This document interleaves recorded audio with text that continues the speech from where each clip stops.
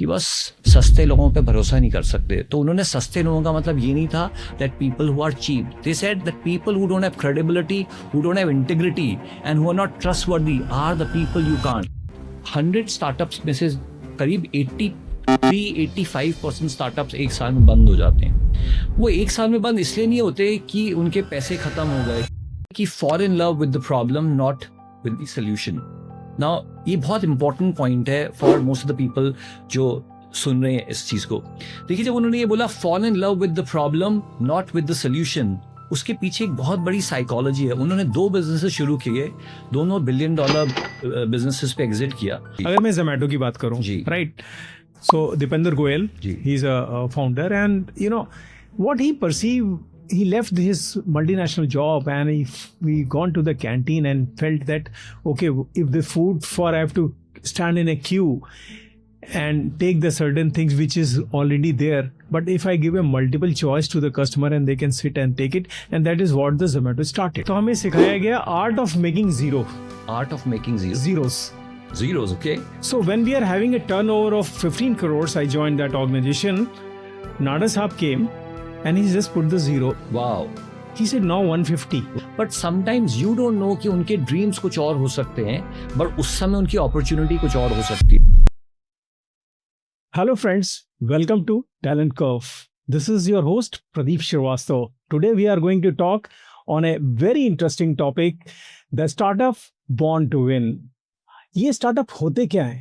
इन startup को हम कैसे आगे बढ़ा सकते हैं?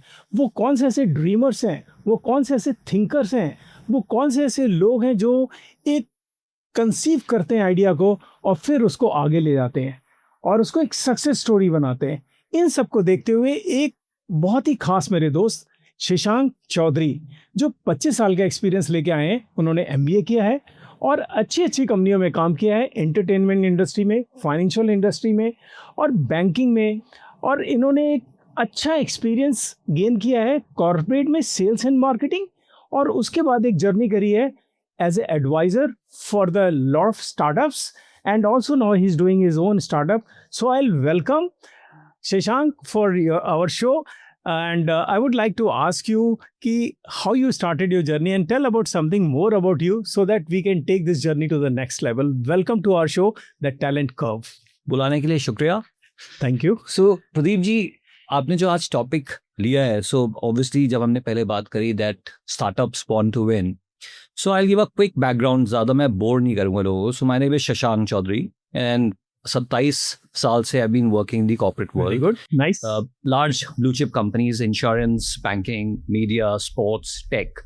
And you know, over the past so many years, I was changing my industries, and every time I would do well. तो मुझे हमेशा ऐसा लगता था कि चलो ये तो हो गया पूरा, अब कुछ और नया करते हैं. So last couple of years में मैंने कुछ स्टार्टअप्स पे डैबल किया, which were basically in very different kinds of products. So एक था short video platform after covid, दूसरा था एक बहुत Web3 technologies which is the NFT space, उस पर किया. उन सब की अपनी अपनी एक कहानी थी, एक विजन था, एक ड्रीम था, और वो सब स्टार्टअप्स थे. और क्योंकि आपने स्टार्टअप का टॉपिक बोला है, तो मैं ये क्लैरिफाई करना चाहता हूँ बहुत सारे लोगों की. लोग बोलते हैं स्टार्टअप होता क्या है. Very nice. Yeah that is what I want to know from you कि ये स्टार्टअप है क्या, और स्टार्टअप की ये जर्नी जो है ये कौन लोग कर सकते हैं. सो देखिए, startup by the share word startup meaning आप कोई चीज स्टार्ट कर रहे हैं, but in the traditional word बहुत सारे लोग जो कुछ नया काम शुरू करते हैं वो स्टार्टअप नहीं कहलाए जाते हैं, बिकॉज वो एक ट्रेडिशनल बिजनेस होता है, विच मीन कि मैंने एक रेस्टोरेंट खोल लिया या मैंने एक कोई रिटेल की शॉप खोल ली. So typically those are not startup. So it is like his master voice. You are listening on one record and then you are playing another record, and so that is not the startup what you're trying to say, right? So, it should be a differentiating factor with the normal thing which is going on. You have invented or something like that. So typically the way industry considers a startup is कि any business जो बहुत ज़्यादा scale कर सकते हैं आप disproportionately, और जहाँ पे आप टेक्नोलॉजी ला सकते हैं और कोई ऐसा ट्रांसफॉर्मेटिव वैल्यू आप क्रिएट कर सकते हैं, उसको टिपिकली स्टार्टअप कहा जाता है. विच मीन्स दैट अगर कोई आपके पास एक ऐसा आइडिया है जो डिस्प्रपोर्शनेटली ग्रो कर सकता है, which means 10x, 100x, 1000x with lesser investment of time, effort, मैं मनी इसलिए नहीं बोलूंगा क्योंकि जो उसका सीडिंग टाइम होता है उसमें पैसा बहुत लग जाता है, and that is the reason it is called startup, which means anything which is conventional, जो ट्रेडिशनल है, जो आप राइटली सेड, यस, जो आप खुद सिर्फ प्रॉफिट के लिए इमीडिएटली कमाते हैं, तो वो स्टार्टअप नहीं होता। बट जो ऐसा बिजनेस जहाँ पे आपको लगता है कि यार अभी तो पैसे नहीं कमा पाएंगे, बट इस पे लंबे तौर पे कुछ हमें बहुत मेहनत करके डिस्प्रपोर्शनेट पैसे कमा पाएंगे, वो टिपिकली स्टार्टअप्स होते हैं। एक तो बात यह है कि पैसे कमा लेंगे, एक दूसरा है कि what you are giving to the society, ultimately the users are the customers. Yes, so एक उस जर्नी में भी हम लोग जाएंगे कि वो कौन से ऐसे कस्टमर हैं, आप क्या करते हैं। बट उसके बाद मैं थोड़ा सा आपसे ये जानना चाहूँगा कि हमारे दर्शक ऐसे भी हैं जो यंग हैं, बिल्कुल अभी कॉलेज में पढ़ रहे हैं, 2 साल हुए हैं और सुनते रहते हैं स्टार्टअप्स और ये सारा, तो उनके लिए आप क्या करें कि कौन से ऐसे लोग हैं जो स्टार्टअप कर सकते हैं? ये खाली इनोवेशन है या और कुछ भी स्टार्टअप्स है? देखिए ये एक बहुत ही इंटरेस्टिंग टाइम है। सो चाइना में एक कर्ज थी, वो कहते हैं may you live in interesting times. इसका मतलब ये होता है कि ऐसे समय जहाँ पे बहुत कुछ चल रहा होता है, वॉर, ट्रांसफॉर्मेशन, डिस्प्रपोर्शनेट चेंजेस, तो ये वो समय है कि आज की डेट में जितना इंटरेस्टिंग ट्रांसफॉर्मेशन हो रहा है इस दुनिया में, because of AI, because of geopolitical practices, यहाँ पर स्टार्टअप कल्चर आज की डेट में बहुत बहुत इंपॉर्टेंट होता चला जा रहा है। और उसकी वजह है, उसकी वजह ये है कि जो पहले के टाइम पे जो पैसा लगता था एक स्टार्टअप करने में, वो आज की डेट में उतनी ज़रूरत ही नहीं रह गई है। So with so much of innovation happening, एक कॉलेज का बच्चा भी आज की डेट में एक ऐसा आइडिया बना सकता है जो यहाँ से बैठ के US में बेच सकता है। अब आप सोचिए कि ऐसा समय पहले कहाँ था, और आपको फ्रैक्शन ऑफ पैसे में, विच मीन्स 10,000 रुपये के अंदर टुडे प्रैक्टिकली आप एक बिजनेस शुरू कर सकते हैं जो कि एक्चुअली में स्टार्टअप कहलाया जाएगा। तो एक तो ये स्टार्टअप है कि 10,000 या 20,000 या 1 लाख, वो तो बात की बात है कि कितना पैसा लगेगा। तो पहली हमारी जो नीड है, अगर मैं एक कॉमन आदमी की तरह बात करूं, आज मुझे स्टार्टअप करना है, तो ये स्टार्टअप की लाइफ साइकिल क्या है? मतलब हर एक आदमी की लाइफ साइकिल है। अगर मैं पैदा हुआ हूं तो एक मरूंगा ही, बट उसके लिए मेरी एक स्टेजेस है। तो ये लाइफ साइकिल है क्या स्टार्टअप की, जो एक कोई भी अभी थिंकर है वो एक सोचे कि यार मैं स्टार्ट करने से पहले इसमें जाना ज़रूरी है। तो आपका फाउंडर रहे हैं, आप स्टार्टअप है, आपने कैसे मतलब ये स्टार्ट करने से थोड़े 3-4 स्टेप्स में लेके जाएंगे, तो उस जर्नी को हम उस तरीके से बढ़ाएंगे कि हर एक आदमी को जो ऑलरेडी स्टार्टअप में है और जो स्टार्टअप करना चाहता है और जो स्टार्टअप के लिए सोच रहा है, ये अलग अलग चीज़ें हैं, तो उसको आप थोड़ा सा एक्सप्लेन करेंगे तो I think it will be cherished by other people. देखिए ये जो एक स्टार्टअप होता है वो एकदम से शुरू नहीं होता। So if you actually ask somebody कि आप क्या करना चाहते हैं, तो लोग बहुत कुछ आपको बताएंगे कि साहब मेरे ये आइडियाज़ हैं, मेरे ये आइडियाज़ हैं, मेरे ये आइडियाज़ हैं। पर जो स्टार्टअप होता है वो स्टार्ट होने से पहले भी आपके दिमाग में शुरू हो जाता है। और स्टार्टअप 3 तरीके के लोग कर पाते हैं। एक वो लोग होते हैं जो अपॉर्चुनिस्ट होते हैं कि भाई आज ये मौका है, इस पे एक चौका लगाना है, तो चलो स्टार्टअप कर लेते हैं।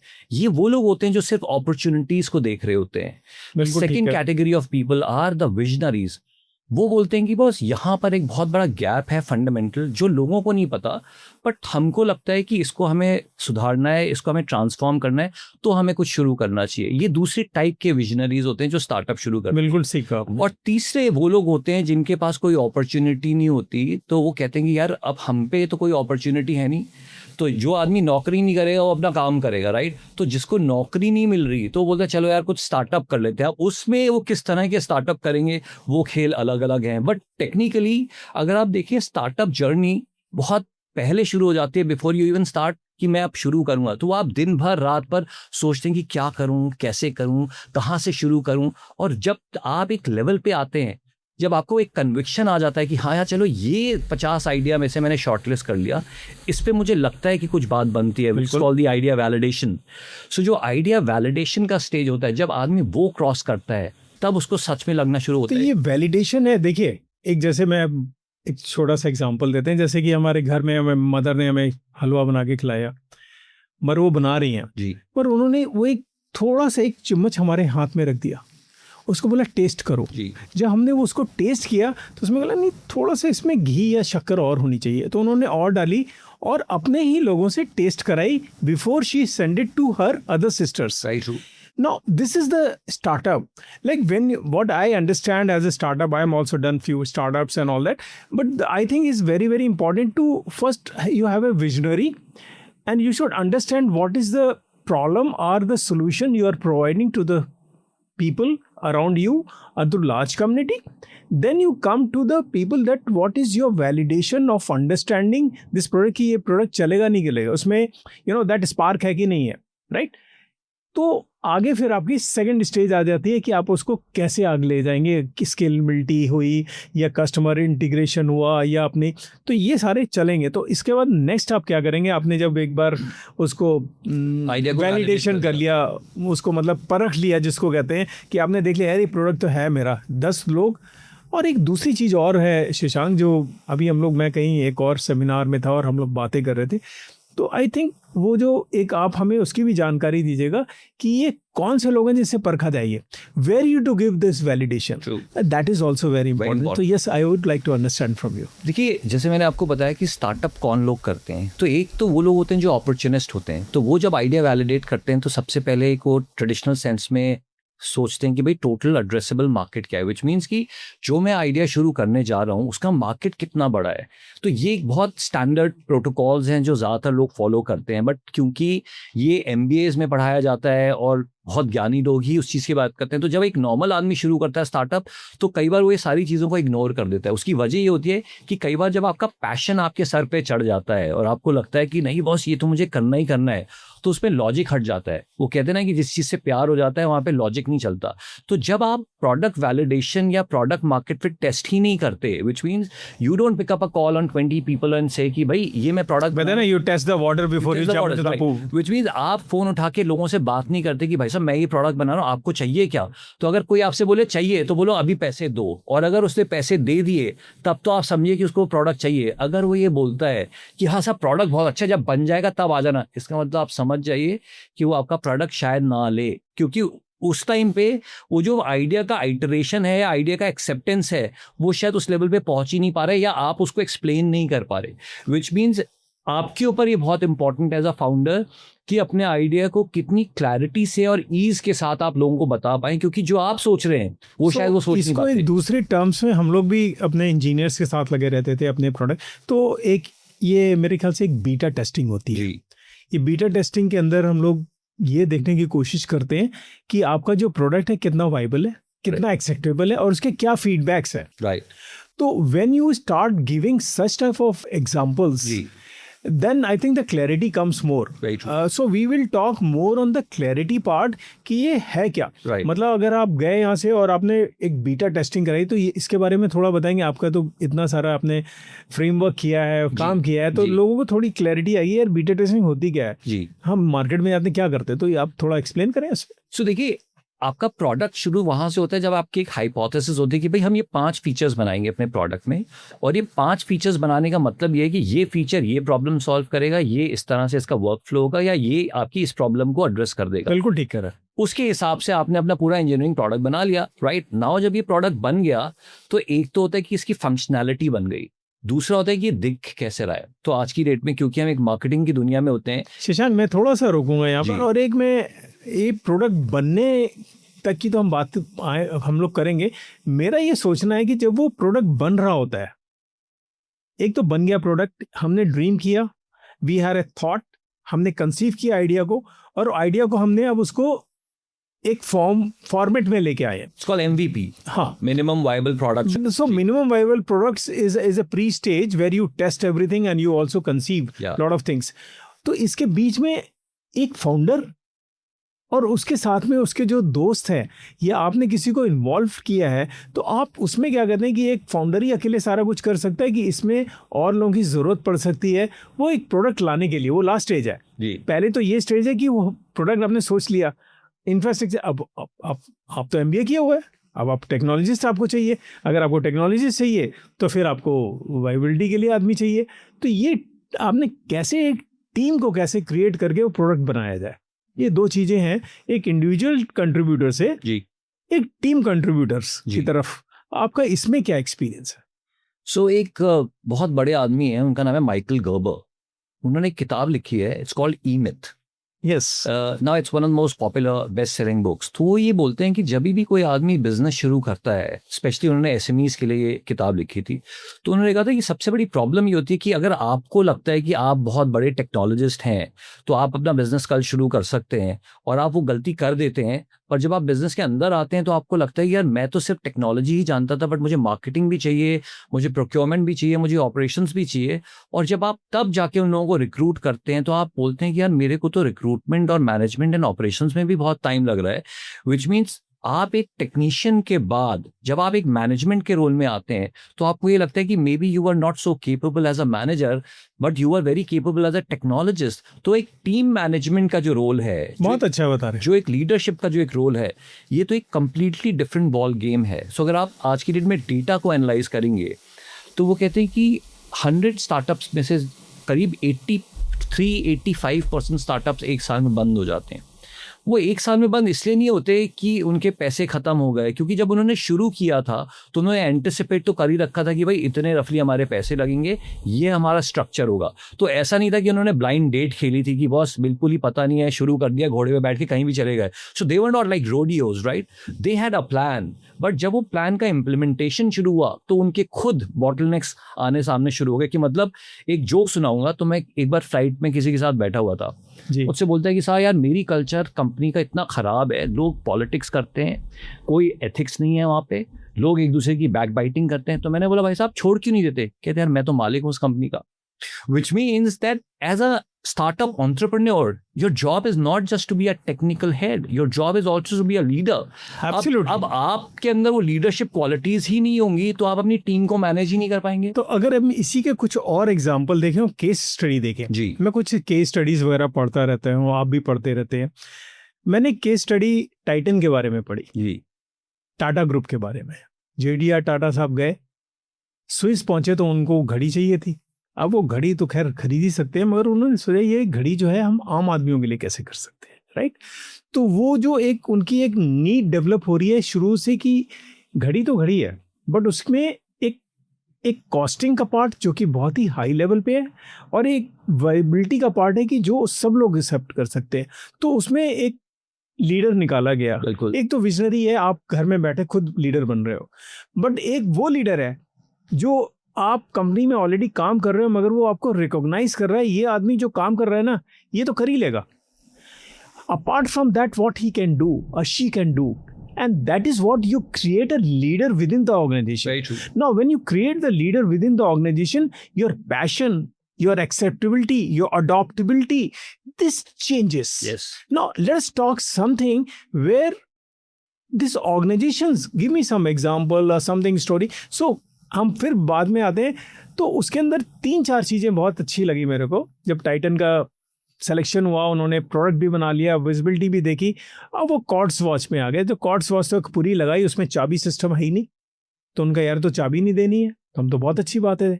तो दूसरी लर्निंग ये हुई कि यार हम लगाएं कहाँ फैक्ट्री, तो बन तो गया प्रोडक्ट, अब उसमें मॉइस्चर अगर होगा तो प्रॉब्लम हो जानी शुरू हो जाती है। तो उन्होंने जगह सिलेक्शन करी, जब जगह सिलेक्शन करी तो उन्होंने ज़मीनें देखी, वहाँ पे जाकर उन्होंने अपना प्रोडक्ट लगाया। अब जब प्रोडक्ट लगाया तो इसके अंदर एक सप्लाई चेन मैनेजमेंट भी आता है। तो हम लोग एक एक स्टेप्स से थोड़ा समझने की ये कोशिश करेंगे कि एक कॉमन आदमी को खाली ये नहीं सोच रहा है कि मैं ही बना लूंगा जी। अगर आप ऑर्गेनाइजेशन में बैठे हैं, आपके पास अच्छा आइडिया है, so why not you make it for your organization. You can become entrepreneur within that organization also. That's what my experience working in a large corporate and giving you that responsibility to lead. When you lead it means you have a vision to lead. So उसके ऊपर आप थोड़ा सा और बताइए कि ये जो स्टार्टअप में एक स्टेज पे आ गए हम लोग ने, हाँ भाई इस तरीके से हो गया, आपने सोच लिया, आपने आगे हम क्या करें? देखिए जो आपने सो स्टार्टअप के सक्सेस और फेलियर, बिकॉज आपका टॉपिक है born to win, right? Born to win as an intent. मतलब ये एक ऐसा इंटेंट है कि भाई कोई भी जना जो शुरू करता है बंद करने के लिए शुरू नहीं करता। हर आदमी चाहता है कि मैं जीत जाऊं, राइट? बट हार और जीत का जो सफ़र है उसमें सबसे इंपॉर्टेंट चीज़ क्या है कि आप खुद अपने आप को कैसे कंडक्ट करते हो एज अ टेक्निकल फाउंडर, अगर आपको आता है या नहीं आता। दूसरा, आप एज अ लीडर अपनी टीम को कैसे ऑर्केस्ट्रेट करते हो। तीसरा, कि आपका विजन भी है या नहीं है। तो ये जो 3 चीजें हैं, which means as an entrepreneur आप 3 हैट्स पहन रहे हो। एक टेक्निकल पर्सन जो कि अपने प्रोडक्ट को, अपने बिजनेस को टेक्निकली समझेगा, क्योंकि अगर आपको नहीं पता तो कोई भी जना जिसको आप हायर करेंगे वो आपको कुछ भी चूना लगा के जाएगा, right? And you will not be able to differentiate कि क्या ये सही है या गलत है। So most of the business fails at that level. Second thing, बहुत सारे अच्छे लोग आपके साथ काम करना अगर पसंद नहीं करेंगे बिकॉज आपकी कुछ ऐसी इडियोसिंक्रेसीज होंगी, पिक्यूलियरिटीज होंगी जो उन्हें पसंद नहीं आएंगी, तो क्या होगा कि वो आपको अच्छा टैलेंट आपके साथ छोड़ के चला जाएगा। तीसरा, अगर आपका विजन ही नहीं है, विच मीन्स अगर आप जो प्रोडक्ट बनाते चले जा रहे हैं आपको पता ही नहीं कि इसका ट्रांसफॉर्मेशन क्या होगा, तो भी नहीं होगा। तो जब आप मार्केट टेस्ट करते हैं तो सबसे पहले क्या करते हैं, आप वो टेस्ट करते हैं जो आपको दिल लगता है कि यार ये मैं टेस्ट कर लूं, ये वैलिडेशन मिल जाए। बट आप कभी ये नहीं सोचते कि क्या जो आपने प्रोडक्ट बनाया है वो उसको जेन्युइनली चाहिए भी या नहीं चाहिए, या इसको उसके वो पैसे देने के लिए राजी है या नहीं है। तो revenue model validation product market fit में बहुत इंपॉर्टेंट होता है, जो 90% लोग नहीं करते। सो अगर हम देखिए इसकी बात करते हैं कि जैसे ही हमने एक स्टार्टअप में जो बात कर रहा था कि बॉर्न टू विन, मेरा आइडिया बॉर्न हुआ है जी, मेरे को उसको विन करना है, मेरे को मार्केट थोड़ी देर के लिए छोड़ देना, कितना पैसा मिलेगा क्या होगा। एक्चुअली अगर मैं अपना विजन को और अपने क्रिएशन को पैसे से जोड़ता हूं ना, तो I have not seen much successful. Very true. If you अलाई your vision, you have a determination to produce that vision which you are having and giving to the large number of community to be a large user and a benefit out of this. जी, As you rightly said, आपने तो काफी किया है, इसमें psychology का एक बहुत बड़ा रोल होता है। सो फ्रेंड्स, आपको जैसे मैंने शशांक बताया कि आपका इतना एक्सपीरियंस रहा है और आपने एक बड़ी अच्छी बात करी पैशन की। मैं इसको थोड़ा सा एक ऐड करूंगा और उसके अंदर हम जानने की कोशिश करेंगे, लेकिन खाली पैशन से सक्सेस नहीं मिलती। बिल्कुल, पैशन के साथ कॉम्पिटेंसी का होना बहुत जरूरी है। And level of competency will lead you to get succeeded in a different format. कोई भी चीज कर रहे हो आप, तो इसमें आपका क्या एक्सपीरियंस रहा है? आपने अपनी टीम के साथ में कैसे लोगों को अपने साथ में जोड़ा जिनका इस टाइप में एक्सपीरियंस रहा है, पैशन में रहा है, कॉम्पिटेंसी में रहा है, तो आपको you will cherish to talk someone. So देखिए, कॉम्पिटेंसी तो बेसिक लेवल पे लोगों को चाहिए, which means you should be able to know आप किस चीज में जा रहे हैं। तो मतलब वो एक बहुत पुरानी पिक्चर थी कि खेल वही खेलना चाहिए जो आता है। तो कॉम्पिटेंसी तो आप डेवलप करते ही करते हैं, लेकिन इसमें एक पैशन का एक बहुत इंपॉर्टेंट रोल इसलिए है कि एक इजरायली हैं, उनका नाम है उरी लवीन। उन्होंने एक किताब लिखी थी कि fall in love with the problem not with the solution. Now ये बहुत इंपॉर्टेंट पॉइंट है for most of the people जो सुन रहे हैं इस चीज को। देखिए, जब उन्होंने ये बोला fall in love with the problem not with the solution, उसके पीछे एक बहुत बड़ी साइकोलॉजी है। उन्होंने 2 बिजनेसेस शुरू किए, दोनों $1 बिलियन बिजनेसेस पे एग्जिट किया।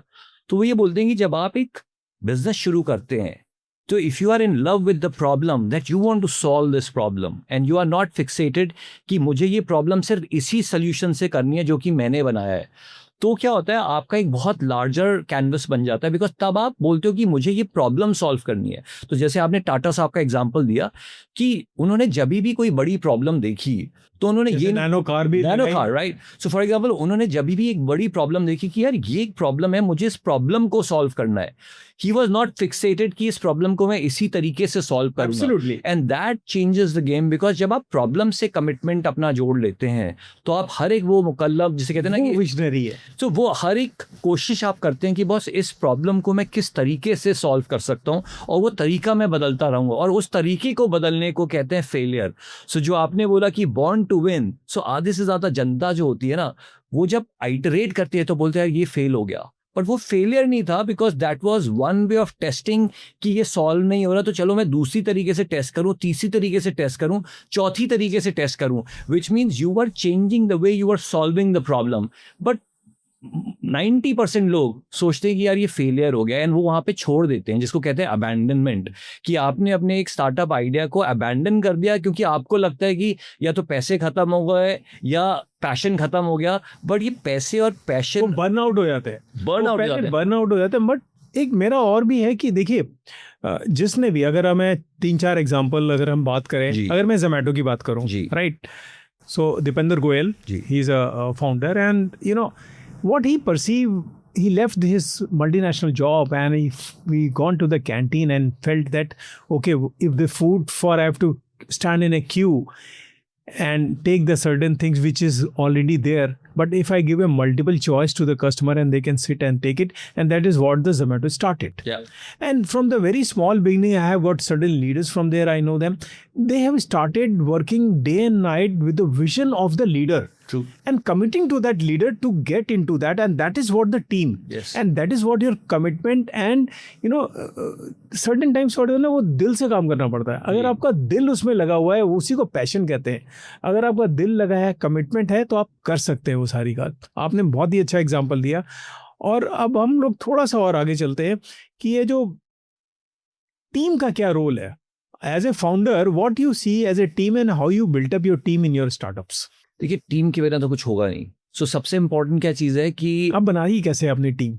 देखिए, बनाने का तो ये है कि आपको सबसे तो स्टार्टअप्स में ज़्यादातर जब मैंने लोगों को रिक्रूट किया था तो ऑब्वियसली एक नॉर्मल प्रोसेस होता है कि भाई या तो आप जिन लोगों को जानते थे अपने पुराने जॉब्स में कि हाँ भाई इसमें कॉम्पिटेंसी है, इसमें वो बात है जिसको हम ले सकते हैं, तो ऑब्वियसली यू वुड प्रेफर कि जिनको आप जानते हैं, जिनके साथ आपका कंफर्ट लेवल है, तो उनके they are the first port of call. Absolutely, yes. हम शुरू कर रहे हैं, आ जाओ, क्योंकि उनके ऊपर आप भरोसा करते हैं. Absolutely. So, that confidence which you develop is very, very important. देखिए, पूरे बिजनेस में क्या होगा, हर दिन कुछ प्रॉब्लम्स आएंगी, राइट. तो जब प्रॉब्लम्स आती हैं तो जितने भी आपके प्लान्स होते हैं ना, वो शैटर हो जाते हैं. उस टाइम पे सिर्फ एक चीज़ काम आती है, वो ये कि आप किसके ऊपर भरोसा कर सकते हैं. तो जिसके ऊपर आप भरोसा कर सकते हैं ना, आप उसके साथ मिलके दाव खेल लेते हैं. तो वो जो भरोसेमंद टीम मेंबर होता है, वो आपका बहुत बहुत इंपॉर्टेंट आदमी होता है, क्योंकि that become your co-partner, buddies. I'm saying in terms of understanding you. ना एक फ्रेमवर्क है. अब उस फ्रेमवर्क में फॉर एग्जाम्पल हम ये शूट कर रहे हैं. जी. इस शूट के अंदर हम और आप खाली बात नहीं कर रहे हैं. जी. मेरे साथ मेरी टीम है. जी. यहाँ पे कैमरामैन है, एडिटर्स हैं, सारे कुछ है. हम लोग एक कॉन्सेप्ट को लेके चल रहे हैं. इसी तरीके से एक प्रोडक्ट की बात होती है. हम सबको इनवाइब करना शुरू कर देते हैं. When you want to put a cherry on cake, the cake should be good. You can not just put the cherry, right? So you have to bring those cherries to put in your product and make that it should glow. सो इसमें दो बातें मैं कहूँगा. देखिए, क्या है, cherry on the cake is definitely important क्योंकि वो एक बहुत डेकोरेटिव आइटम है. बट क्या है कि जो स्पॉन्ज है जिसके ऊपर केक बना हुआ है, That's what I'm saying. तो मैंने एक कॉन्सेप्ट सुना था बहुत पहले मैनेजमेंट में, इट्स कॉल्ड वेलवेट गेटोज. तो वो कहते हैं कि जब आप तरक्की करते हैं कॉर्पोरेट में तो आप पूरे पिरामिड में ऊपर तक चले जाते हैं. बट अगर आप एक बहुत जो उस प्रमोटर जो एक ओनर होता है, अगर उसके साथ आपकी रिलेशनशिप और कॉन्फिडेंस लेवल बहुत ऊंचा नहीं है, तो आप एक जगह जाके स्टैग्नेट कर जाते हो. उसकी वजह ये है कि कॉम्पिटेंसी तो आप खरीद सकते हैं, लेकिन ट्रस्ट आप नहीं खरीद सकते. तो अमरीश पुरी साहब का एक हिंदी में एक डायलॉग था कि बस सस्ते लोगों पे भरोसा नहीं कर सकते. तो उन्होंने सस्ते लोगों का मतलब ये नहीं था that people who are cheap. They said that people who don't have credibility, who don't have integrity and who are not trustworthy are the people you can't. Absolutely. सो जब आप टीम चूज करें तो जो आपके को प्लेयर्स हैं, which means the first set of people जिनके ऊपर आपके पूरे, जिसे कहते हैं ना, तंबू के बम्बू लगते हैं, अगर वो आपके बहुत क्लोज कॉन्फिडेंट नहीं है और अगर आपने उनको नर्चर नहीं किया, तो ट्रस्ट मी, आप स्टार्टअप को लंबा खींच ही नहीं पाएंगे. क्योंकि नीचे के लोग तो आते रहेंगे और जाते रहेंगे, बट जो स्ट्रेंथ चाहिए आपको कोर टीम की, तो अगर आप देखिए, जैसे आप तो खुद HCL में काम कर चुके हैं, आप सब जितनी भी बड़ी सक्सेसफुल कंपनीज हुई हैं उसमें जो टॉप लीडरशिप टीम्स थी, they were always very close and they always spent a lot of time together. तो ये एक टेस्टामेंट है, टेस्टिमनी कह लीजिए, कि क्या है कि जो कोर टीम है वो चाहे उतनी कॉम्पिटेंट ना भी हो, लेकिन वो भरोसेमंद होनी चाहिए, क्योंकि जब हवा खराब होती है तो बहुत सारे लोग इधर उधर भाग जाते हैं. आपने बहुत अच्छा याद दिलाया मेरे को HCL से. तो HCL में हम लोगों ने इनिशियली जब ज्वाइन किया वहाँ पर, तो हमें सिखाया गया art of making zero. Art of making zeros. Okay. So when we are having a turnover of 15 crores, I joined that organization. Nada Saab came and he just put the zero. Wow. He said, now 150. Wow. Now, how to make 150? You are here. Now you scale up. You do whatever you want to do. Brilliant. You design your thing. So R&D should design the computer in the way they want. And believe me, we have done in 1 year of time. And I'm very delighted. Still, I have that passion of seeing the team has emerged out of that. And we have celebrated in Ashoka Hotel of the same things. Wow. Now, that is what, when you achieve one flag, then you look for another bigger flag. And when you take that the end of that, you not got a saturation, but you got a execution, you got that self actualization of your product, जी. and that is what the satisfaction. अगर आप बहुत सारे ऐसे example हैं शशांक, आप अगर किसी भी चीज़ में चले हैं, अगर आप फ्लिपकार्ट को लो तो फ्लिपकार्ट भी एक छोटी सी कैफे हाउस से स्टार्ट हुआ था, राइट? अगर आप पेटीएम की बात करें तो वो एक सही मौके पे सही टाइम पर एक प्रोडक्ट आया जिसने पूरा ट्रांजेक्शन ही चेंज कर दिया जी. उसने सारा बदल के रख दिया. तो वो इनोवेशन है कि जिसमें आपकी आज तक लोग प्रोडक्ट को जानते हैं एक पंच लाइन से जी. या प्रोडक्ट को जानते हैं किससे. तो वो आपका जो एक्सपीरियंस आपने बहुत अच्छा बताया, जो टीम के साथ काम किया, वो पैशन के साथ काम किया. अब हम थोड़ा सा और आगे चलते हैं. जब आप एक टीम और ये बनाते हैं तो आप उनसे क्या एक्सपेक्ट करते हैं एक लीडर बनाने के लिए उसी में, जिसको आप को फाउंडर बोलते हैं? सो देखिए, को फाउंडर का डिसीजन बहुत इंपॉर्टेंट होता है, बहुत ज़्यादा इंपॉर्टेंट है, क्योंकि आप किसी को जब को फाउंडर देते हैं रोल तो उसमें दो एंगल्स होते हैं. एक तो ये कि टेक्निकली एंड लीगली आप उसको इक्विटी देते हैं. ये बहुत सस्ती चीज़ है, and I tell you why. Because equity obviously आप किसी कंपनी में किसी को अभी तो आईपीओ नहीं आया तो इक्विटी तो बाद में आ जाएगी. नहीं, इक्विटी तो मतलब हम वैसे ही बना रहे हैं, मतलब हम इक्विटी एक बहुत बड़ी चीज़ है, हम उस लेवल पे भी आते हैं. सो मेरा कहने का ये मतलब था कि जब आप एक को फाउंडर को बनाते हैं तो सबसे पहले, ये मेरा एक्सपीरियंस पर्सनली रहा है क्योंकि मेरा थोड़ा इसमें चैलेंजेस हुए.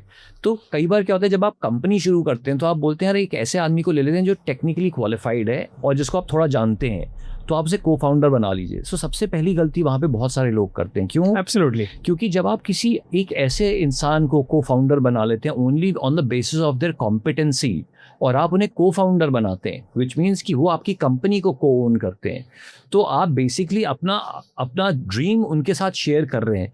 But sometimes you don't know कि उनके ड्रीम्स कुछ और हो सकते हैं, बट उस समय उनकी अपॉर्चुनिटी कुछ और हो सकती है. Absolutely, I agree with you. So कहने का मतलब कि जब आप किसी को चूज कर रहे हैं तो जल्दीबाजी में चूज ना करें. You should be very very thoughtful. जिसे कहते हैं ना कि हायरिंग एंड फायरिंग वाला कॉन्सेप्ट जो कॉर्पोरेट्स में चला है, ये नहीं होना चाहिए. Which means don't make co-founders very easily, take a lot of time. As you rightly said in the beginning, the people who are the visionary, who are the leaders, I think you should not be that opportunist to create a co-founder without realizing that he is a part of your visionary. Very true. So when you become a part of the visionary, you are a co-founder, Yes. according to me. I have been into the one or two companies and I can be a co-founder or whatever you call it, but still I feel I am not a founder on that. I am one of the team member who always try to help sometimes to the friends in terms of imbibing certain knowledge to him and same way taking from him and making the the win-win situation. मेरे पास पैसा नहीं है, चलो इसको ऐसा कर दें, x amount ले लेते हैं, इसको को फाउंडर बना देते हैं. So I think you are just having a transactional leadership. Transaction हो रहा है, आप पैसा मिल रहा है तो आपको को फाउंडर वो नहीं करें आप. बिल्कुल. मेरे हिसाब से अगर उसको आप अवॉइड कर सकते हो तो अवॉइड करें, और एक ऐसी टीम को क्रिएट करें जो आपको कॉम्प्लीमेंट करे, जो आपके साथ really they go in a rain when you needed them. He should take out an umbrella and say, hey, I am with you guys, come, we will run together, we will walk together, and that is what the startup should be. Yes, very true. So जो ये bonding है, ये bonding बनती है, विच is the emotional bonding. आप जब रात के 12 बजे भी किसी को फ़ोन कर देंगे ना, तो वो फ़ोन उठी एक्साइटमेंट से उठाएगा कि हाँ भाई बताओ क्या प्रॉब्लम है यार. पर जहाँ पर वो एक्साइटमेंट खत्म हो जाएगा और वहाँ प्रोटोकॉल्स आ जाएंगे कि सर अभी तो सैटरडे हो गया, या सर अभी मंडे हो गया, तो सर ये ब्यूरोक्रेसी हो गई या ये ऑटोक्रेसी हो गई, that is where it will fail. Because जो एक्साइटमेंट आपके अंदर फेल होता है और एक जगह वो एक ना वैक्यूम क्रिएट हो जाता है कि यार हम तो 24 घंटे काम कर रहे हैं, ये आदमी छुट्टी में जा रहा है, या ये आदमी तो ये जो चीज़ें हैं ये तभी होती हैं, गैप आते हैं जब आप उनके साथ पूरा एसोसिएट नहीं होते. मैं उनको जिम्मेवार नहीं मानता हूँ, क्योंकि sometimes we don't understand the person what the pressure he is going through. So I think as a leader one has to create the work life balance. So what do you feel like work life balance in a startup? देखिए ये बहुत important point है, आपने एक बहुत sensitive चीज़ touch कर दी, because in the corporate world इस पर सब लोग बात कर रहे हैं. देखिए जो स्टार्टअप है, lot of people who want to work in startups these days, उसकी वजह क्या है पहले हम वो समझते हैं. तो लोग स्टार्टअप्स में जो वेल फंडेड स्टार्टअप्स होते हैं, लोगों को लगता है यहाँ पे हमें एम्प्लॉयमेंट अपॉर्चुनिटी अच्छी मिलेगी for a lucrative offer, that's one. So वो क्या करते हैं, वो ऑफर्स ले लेते हैं, बट वो एक्सपेक्ट करते हैं कि हमारी वर्क लाइफ बैलेंस वैसे ही हो जो एक बहुत स्टैंडर्ड लार्ज फॉर्मेट कॉर्पोरेट में होगी, राइट. पर दूसरे लोग वो स्टार्टअप ज्वाइन करते हैं जिनको कुछ करना होता है कि बॉस यहाँ पे बहुत ट्रांसफॉर्मेटिव चीज़ें होंगी, यहाँ पे कोई डिफाइंड बहुत प्रोटोकॉल्स नहीं होंगे, तो यहाँ पर हमें बहुत कुछ चीज़ों में डैबल करना पड़ेगा. Absolutely. राइट. अब सबसे बड़ी प्रॉब्लम क्या होती है, जब आप एक फाउंडर होते हो तो आप 50 चीज़ों में घुसे हुए होते हो, बिकॉज आपको लगता है कि सारी आग आप ही बुझा देंगे. तो होता क्या है, somewhere because a lot of startups have come because they were working somewhere in certain departments, तो उनको एक जो सिस्टम बनाने की इम्पोर्टेंस होती है वो बहुत लार्ज हिस्से में उनको नहीं आती. Which means today if you really ask a lot of people whether it is established organisations और स्टार्टअप्स, अगर आप उनसे ये पूछें कि आपके स्ट्रेटेजिक गोल्स क्या हैं, आपके गाइडलाइंस क्या हैं, आपके माइलस्टोन्स क्या हैं, आपके टीम एलोकेशंस क्या हैं, अगर आप उनसे ये सवाल पूछ लेंगे तो फ्रीज हो जाएंगे. वो इसलिए फ्रीज हो जाएंगे क्योंकि ये एक बहुत सारा काम है जो कि बहुत अहम काम है, लेकिन वो करते नहीं है. तो उनको क्या लगता है, यार मैं तो 24 घंटे काम कर रहा हूँ, यार तुम छुट्टी मना रहे हो. तो वो एक्सपेक्टेशन ही गलत है, क्योंकि एक एंटरप्रेन्योर इसलिए शुरू करता है कि वो एक पैशनेट आदमी है, उसका एक विजन है. बट एक एम्प्लॉय इसलिए ज्वाइन करता है कि उसको सबसे पहले पैसे चाहिए और फिर एक अच्छा वर्क एनवायरनमेंट चाहिए. वो आपकी टीम का मेंबर नहीं है. Let us see something which we are talking on the sports side. Right. You also play, I also play. I've done so much business on sports actually. So you have done a lot of business on that. You know, the crack of the business of cricket is what? You are a captain. Yeah. Good, you are a captain, because you are a captain, you have a multi-skills. We'll come to that. When you are a multi-skill person, you are a good batsman, bowler, understanding people, motivation, which is very, very important. Right. How we can, show that motivation to the people, and they should really get the winners.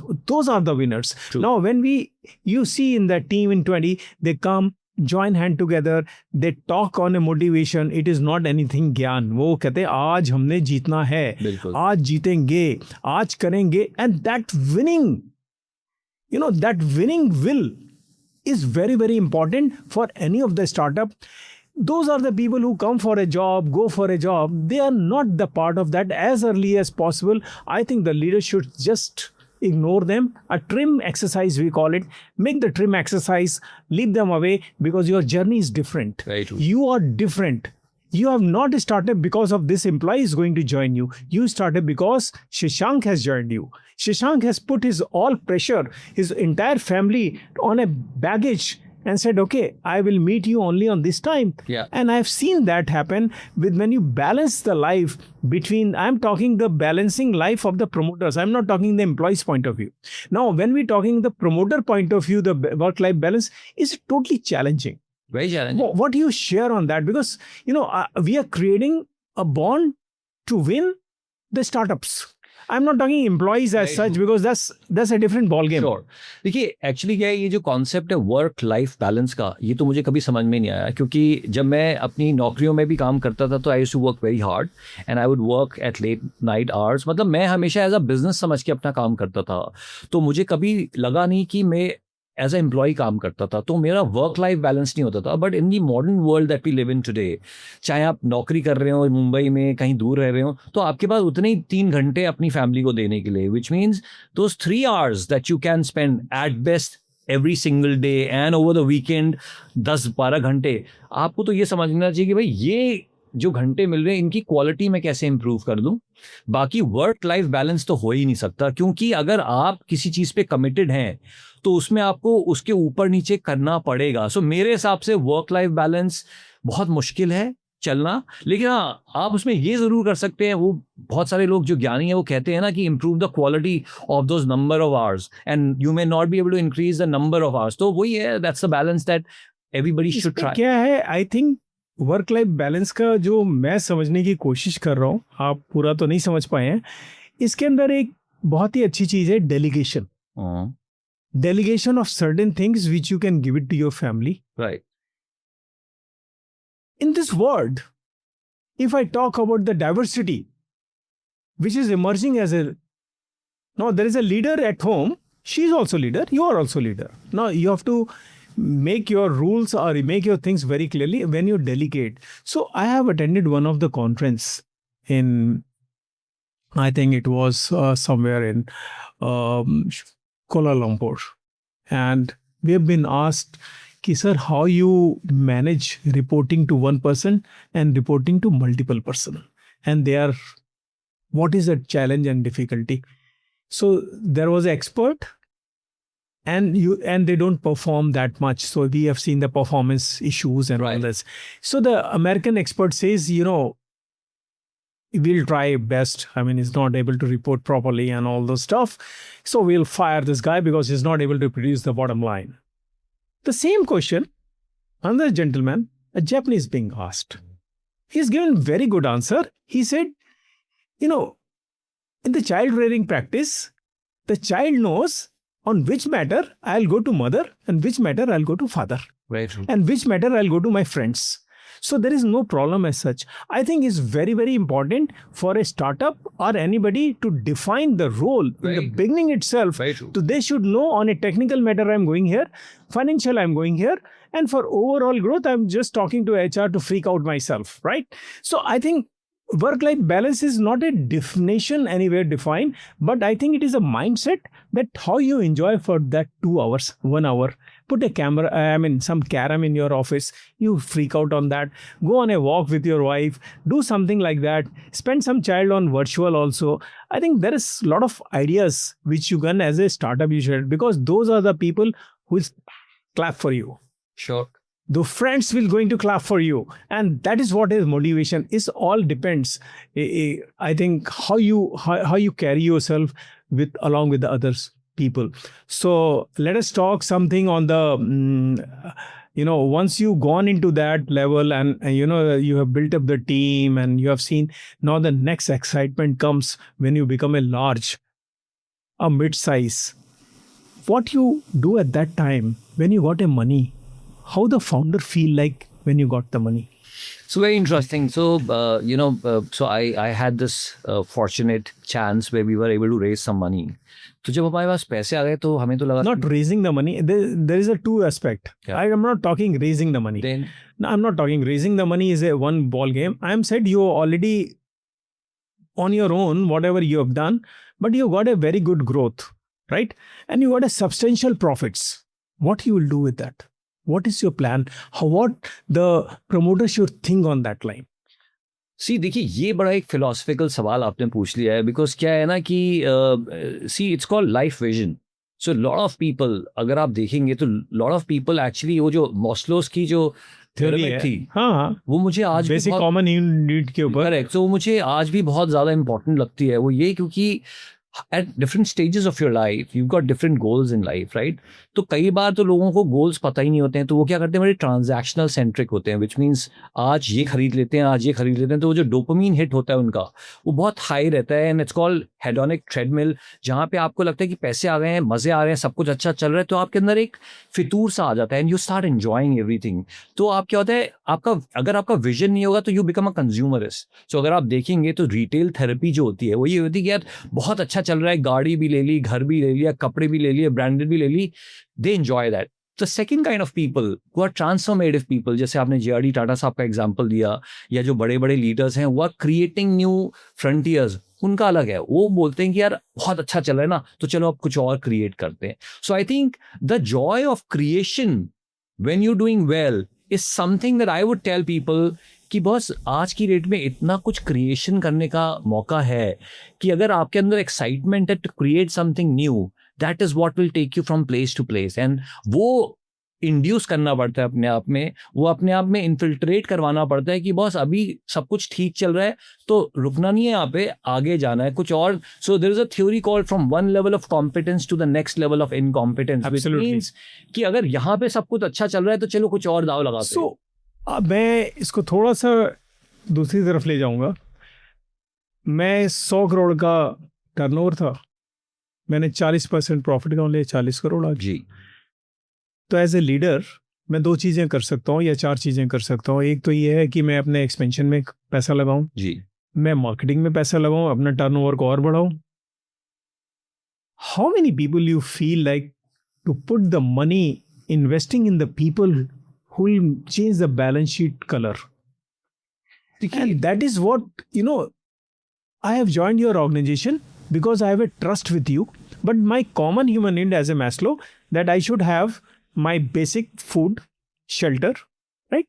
And the basic requirement of clothing and all things happen. Now वो basic requirement से हम जो cross करेंगे, उसके अंदर एक employer का commitment towards the people who are the first team members. When I say first team member, it can be 10, it can be 20, it can be 30. I think you have to recognize them. You have to make them another leader of the companies, right? Yes. And show that cherish. So that is what I am talking about in terms of sharing your wealth. Yeah. When you share your wealth, how joy you get, and the people who get that, how that family get excited that my husband, my brother, my sister, my wife, whosoever is there, they have enjoyed and they're cherishing that, the wealth also. That's a very important. Well, that's a very important part, because a lot of times people join startups because उनको लगता है कि जो disproportionate rewards मिलेंगे वो तो बहुत मिलेंगे. तो as leaders, when you share your wealth, obviously वो ESOP schemes सब होती हैं, तो it feels great, because ultimately somewhere you share the journey, because जिसने आपको अपना समय दिया है, उसने अपनी जिंदगी आपको दी है, तो when you benefit and you allow others also to benefit, इससे खूबसूरत चीज़ तो कोई हो ही नहीं सकती. And it's also happening a lot. So if you look at the kind of ESOP structures, if you look at the kind of rewards people have made in all these companies that we've seen recent IPOs. I think that's very, very good. I think this is not a right now with the startups. I think the reward and recognition is another, I would say it is another eye-openers for the all other startups company. Yeah. I will share with you a small experience with me, and I think from the day on I joined the DCM group, and till the last, most of the things is rewarded.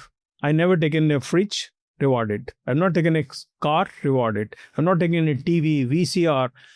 You take anything what you got, with the God grace, we got the rewards.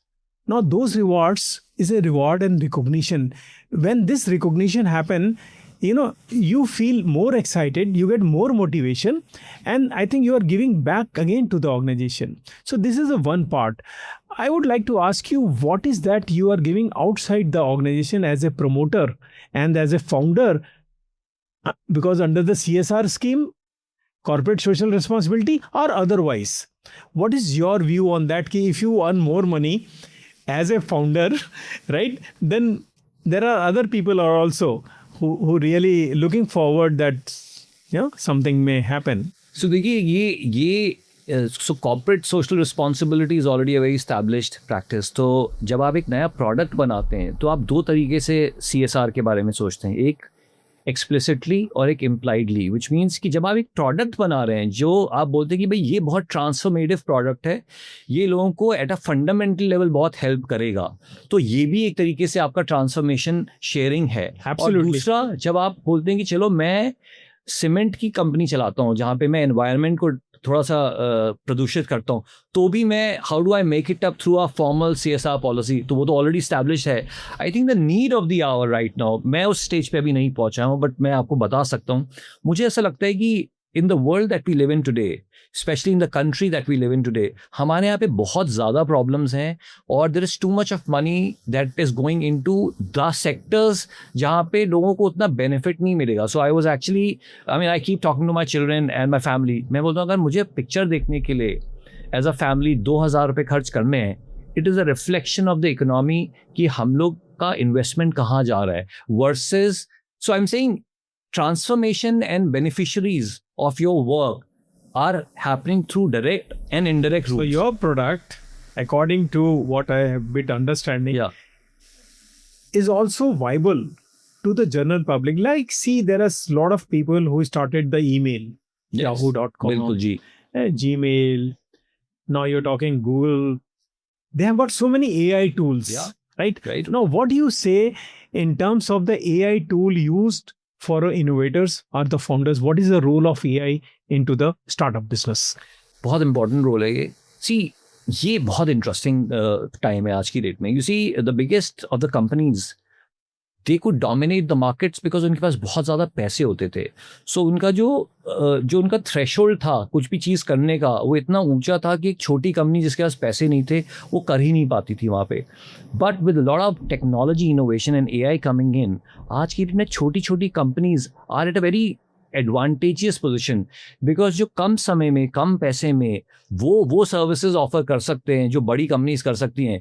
ये एक बहुत जिसे कहते हैं ना कि अच्छा milestone है. सो आई एम सेइंग AI का तो बहुत ज़्यादा इंपॉर्टेंट रोल हो गया है. In fact the more I am using AI in my business, I am realising that इससे अच्छा समय और कभी हो नहीं सकता, क्योंकि जो इनोवेशन है वो एजेस पे होता है. तो आज की डेट में जो बड़ी बड़ी कंपनीज हैं वहाँ पर इनोवेशन बहुत स्लो होगा. वो इसलिए क्योंकि सपोज कीजिए कि आज की डेट में आपको एक वर्क फ्लो चेंज करना है, तो जैसे आप उनको कुछ इनोवेशन सजेस्ट करेंगे, उनकी लीगल टीम खड़ी हो जाएगी, उनकी मार्केटिंग टीम खड़ी हो जाएगी.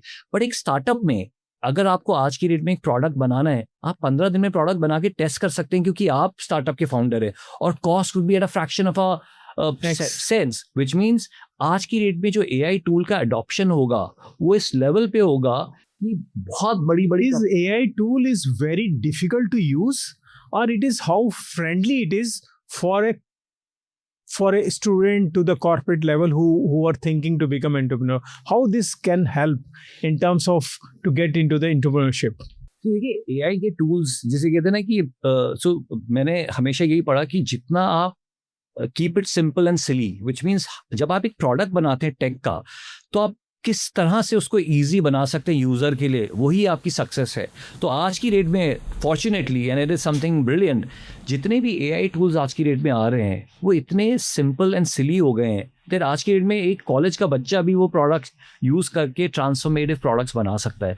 The only difference is this कि हमारा एक फोबिया होता है टेक्नोलॉजी को लेके कि यार ये स्क्रीन खुल गई है तो यहाँ पे कैसे मैं कोड करूँ. यहाँ पे देखिए AI का यूज़ करना, उसकी डिफरेंट प्रोबेबिलिटी इसमें जाना, मतलब you have FAQs, keep asking, keep doing this thing.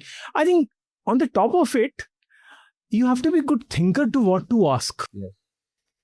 What to ask with the AI, because AI is a mind which is translate your some of the thought process when you explain it.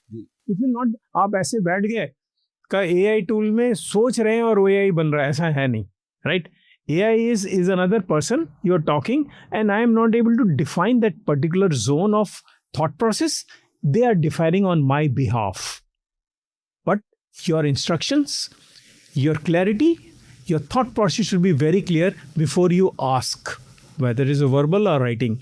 Gee. I think that's what you think, that it is one of the tool which is very effective for everyone and take some advantage of making your dreams happen. Yes, absolutely. भाई मुझे तो ऐसा लगता है कि आज की date में 15-20 टूल्स हैं हर एक डोमेन में. अगर आपने उनको मास्टर कर लिया तो आप एक अच्छे खासे चलते फिरते एंटरप्रेन्योर बन सकते हैं. Great. So with this, Shashank, it is very nice talking to you, and it is really pleasure that you have taken a journey for a startup and talking about the team. You are talking about the, what is the do's and don'ts are required, and how the people are very excited to get into the as a founder of the organization. And this journey, I think, definitely is going to help the other people, and I feel that that's very, very nice of you.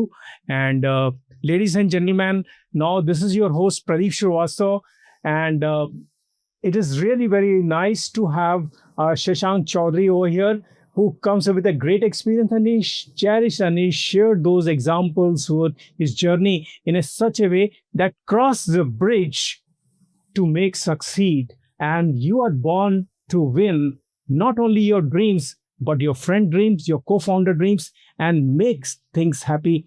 Smile, and I think you'll reach where your destiny is.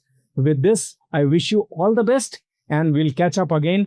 And bye-bye from Pradeep Shrivastava. See you again. Thank you.